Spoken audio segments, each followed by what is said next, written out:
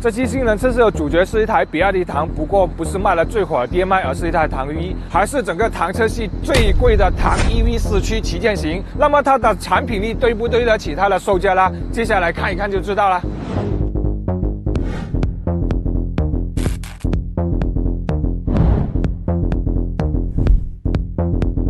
好了，一来就是重头戏啊，就是它的加速啊，这台车它的动力数据是517的马力，还有整个唐车系最大的扭矩700牛米啊，这个数据放在10年前呢，完全就是超跑级别的数据了。当然呢，和现在的超跑比呢，它也只比那个法拉利的296少了个几十牛米吧。然后呢，它的0-100呢是4秒4，然后 DMP 那个四驱呢是4秒3了。因为这台车重了100多公斤，其实也是差不多了。它能不能给我一个超跑级别的体验呢？现在不多说啊，马上试一试。运动模式啊，然后把空调关掉，哇，有点小紧张啊。好，开始。哇，好，准备100了。全地刹车，只在我哇完没多久，它的时速呢已经过了100了，真的非常强了。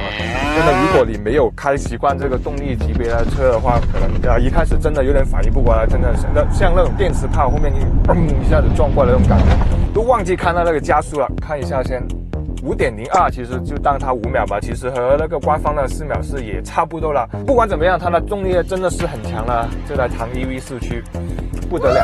第二个呢，就是它的刹车了。其实这个刹车呢，我还是挺关心的，因为这台车它的重量呢，加上我已经超过2.6吨了，真的是非常重的一个重量。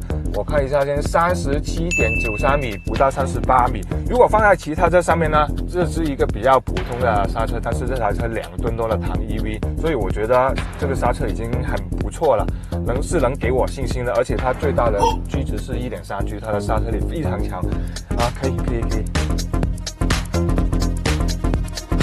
第二个环节，因为这台电车我们就当然是做它的电耗了，不过呢，一般的电耗我们也不做了，打折要打7寸，我们直接充满电上高速，然后看它一直跑多久会没电了啊。比亚迪的车呢，你买新车的时候呢是不会有折扣的啊，但是我续航给你折扣，不一样吗？好了，说回来，这台唐 EV 的顶配呢，它的官方续航呢是650公里啊，然后我们跑出来的数据呢是跑了507公里，那就完全没电了。所以大概就8折左右，其实还可以的。这个数据如果是全程高速的时候，那么可以在广州一直跑到汕头，所以很多要回乡下的人呢，应该都是够用的。所以500多公里这个数据，你估摸着吧，看自己够不够用。好了，最后一部分呢，就是它的噪音呢，其实没什么好说的啊。我的意思呢，就是它的表现呢是很好，你们看数据就知道了，非常安静。一来呢，它没有发动机的噪音；二来呢，它在隔音方面呢是下了功夫的。最基础的，它前后都有一个双层隔音玻璃啊。那么在一个相对安静的环境下，稍微突出一点的就是它上了高速之后，它的风噪还有它的胎噪，因为一来啊，它的车身比较大，还有它的轮圈呢也是比较大的。但是总的来说呢，它的车厢呢是非常安静的。